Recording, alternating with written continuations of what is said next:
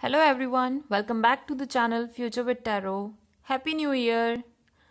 Pisces के लिए ये रीडिंग होगी और देखेंगे कि जनवरी मंथ में क्या मैसेजेस हैं टैरो कार्ड की तरफ से।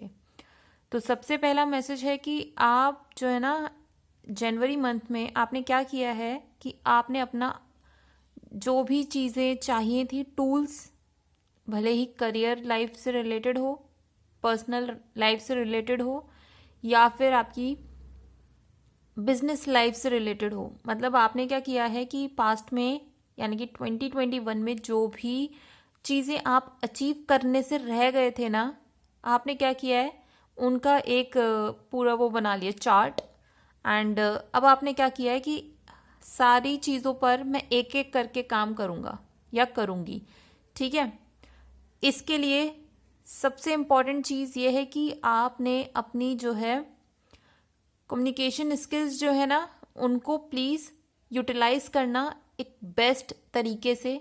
मीन्स जहाँ पर ज़रूरत हो किसी को रोकने की, यानी कि अगर कोई आपको गलत चीज़ में इन्वॉल्व करवाना चाहता है या फिर आपसे चाहता है कि आप कुछ ऐसा बोलो जिससे कि आपकी इमेज डाउन हो, तो प्लीज़ वहीं पे उस इंसान को रोक दीजिएगा, टोक दीजिएगा कि मैं कुछ ऐसा गलत नहीं बोलने वाला किसी के लिए जो चीज़ मैं अंदर से फील ही नहीं करता या करती।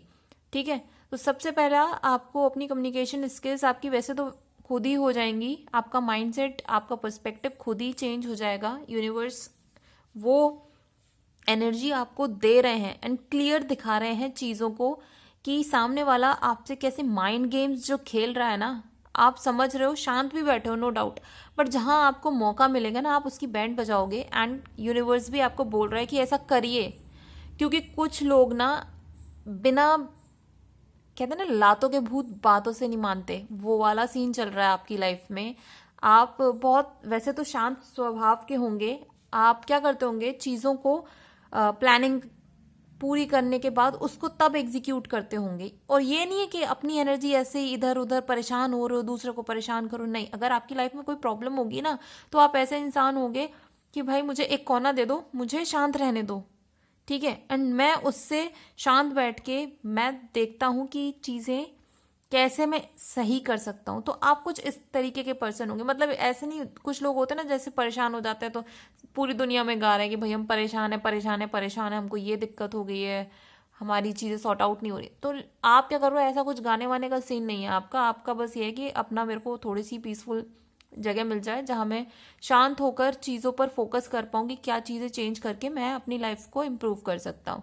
ठीक है, तो ऐसे लाइफ में आपके लोग होंगे जनवरी के मंथ में जो आपका भला नहीं चाहते, या फिर वो उनको चाहिए कि आपसे वो प्रॉफिट निकाल पाए चीटिंग करके, समझ लीजिए आपको, आपके जो रिलेशंस हैं उनको ख़राब करके ही सही, या फिर वो ऐसा भी कर सकते हैं कि आपकी वर्क प्लेस पर कुछ ना कुछ पंगा क्रिएट कर दें एंड उसका पूरी जिम्मेदारी आपके ऊपर थोप दी जाएगी।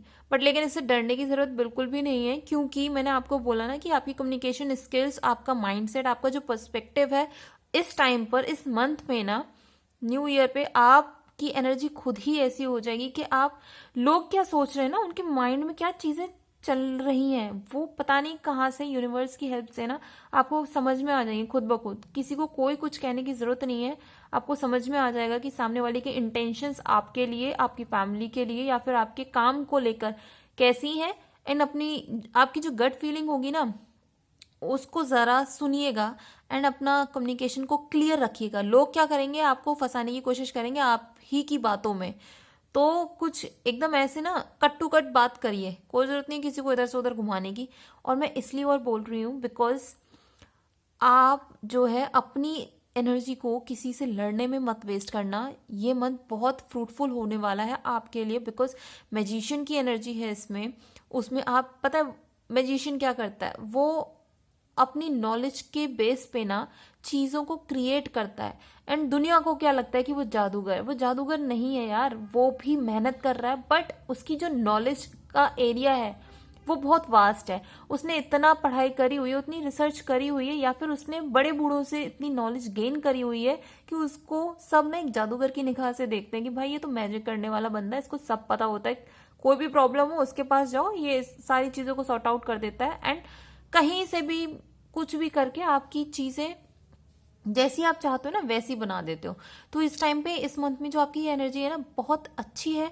सेकेंडली अगर हम मैजिशियन के ऊपर वाला कार्ड देखें तो एम्परर का कार्ड है। ऑब्वियसली जब आप अपना पूरा फोकस अपने आप पर लगाओगे, अपने काम पर लगाओगे, या फिर जिस चीज़ में भी आप ग्रो करना चाहते हो ना किसी भी एरिया में, अगर आप उस पर फोकस करोगे तो आप उसके टॉप पर जाकर पहुंचोगे। और ये चीज़ फैक्ट है।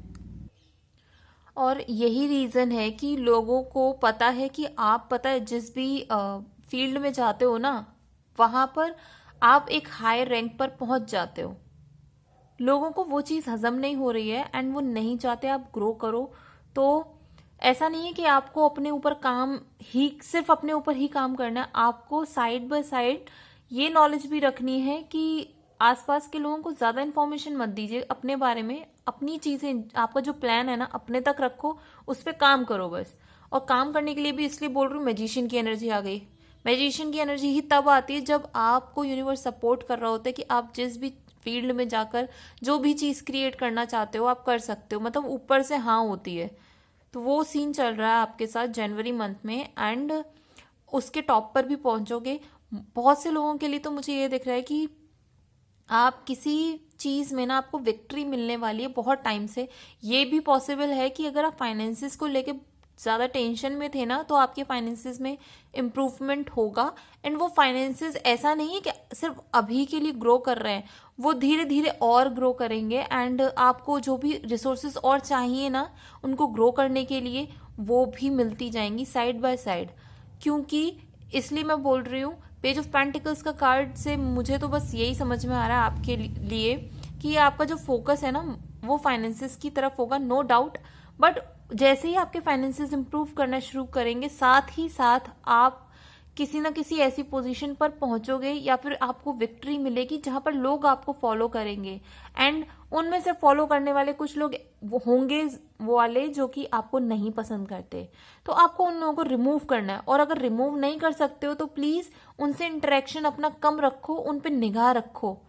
ऐसा नहीं है कि बस आपने ना साइड कर दिया कि भाई हम इस चीज़ पे फोकस नहीं करा। फोकस मत करो, नो डाउट, लेकिन उनकी इंटेंशंस कैसी है इस चीज़ को भी अपने माइंड से मत निकालिएगा। लेकिन ओवरऑल रीडिंग में अगर आपकी देखती हूँ तो बहुत पॉजिटिव रीडिंग है, बिकॉज व्हील ऑफ फॉर्चून का भी कार्ड है। और ये कार्ड तब आता है, आप देख लो व्हील ऑफ फॉर्चून का कार्ड क्या है, 5 ऑफ सॉर्ड्स के नीचे, ठीक है। अगर किसी ने आपको चीट किया है ना पहले, या फिर अगर जनवरी के मंथ में अगर आपसे कोई चीट करने की कोशिश भी करता है तो इस चीज को लेके ना दिल पर मत लगा के बैठना, क्योंकि यूनिवर्स उसकी खुद बैंड बजाएगा।